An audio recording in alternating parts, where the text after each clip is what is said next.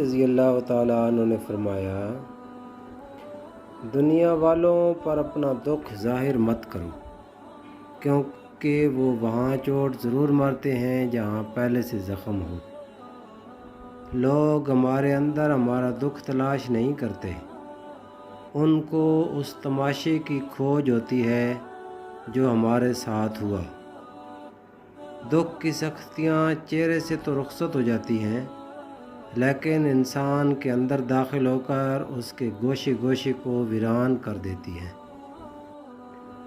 ایک شخص حضرت علی رضی اللہ عنہ کی خدمت میں پیش ہوا اور کہنے لگا، یا علی، آپ فرماتے ہیں کہ اللہ تعالیٰ نے زمین پر ہزاروں نعمتیں انسانوں کے لیے پیدا کیں، تو یہ دکھ تکلیف کیوں پیدا کی؟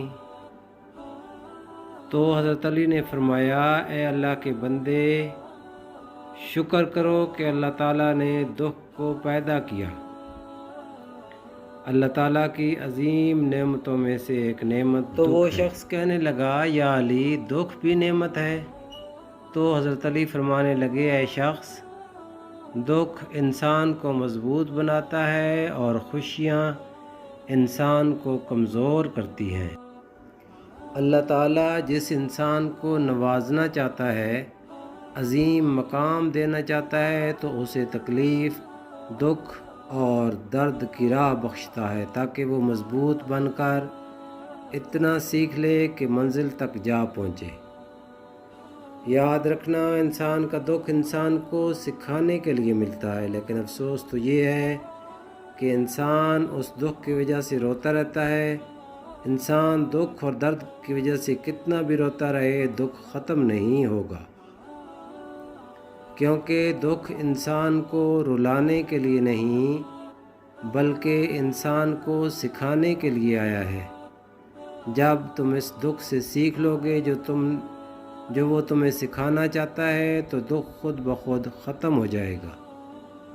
زندگی اتنی دکھی نہیں کہ مرنے کو جی چاہے، بس لوگ اتنے دکھ دیتے ہیں کہ جینے کو دل نہیں کرتا۔ دکھ انسان کو یا ریت کی دیوار کی طرح ڈھانپ دیتا ہے یا چٹان کی طرح کھردرا اور سخت بنا دیتا ہے۔ یہ ایک حقیقت ہے کہ انسان کو جہاں سے پیار کی سب سے زیادہ امید ہوتی ہے، اسے سب سے زیادہ دکھ بھی وہیں سے ملتا ہے۔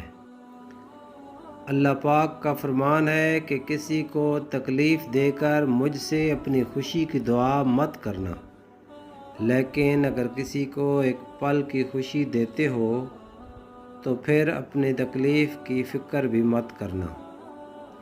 بعض تکالیف ایسی ہوتی ہیں کہ ہمیں لگتا ہے جیسے اب ہم مر جائیں گے، جیسے اب کہیں سے کوئی مدد نہیں آئے گی، اور پھر ہم جلد مایوس ہو جاتے ہیں